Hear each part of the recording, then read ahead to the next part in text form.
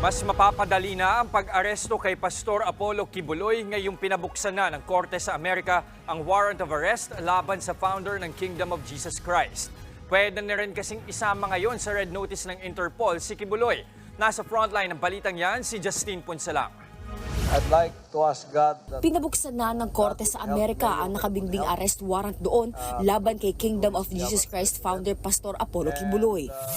Dahil sa mga kasong fraud, coercion, sex trafficking, conspiracy at pagpupuslit ng pera na inisyo noon pang 2021. Hiling yan ng United States Attorney Criminal Division na humahawak sa kaso ng pastor. Ayon sa abogadong si Attorney Buco de la Cruz, posibleng pinaplano na ng Amerika na ipa-extradite ang pastor para sa pilitan na siyang papuntahin sa Amerika at harapin ng mga kaso.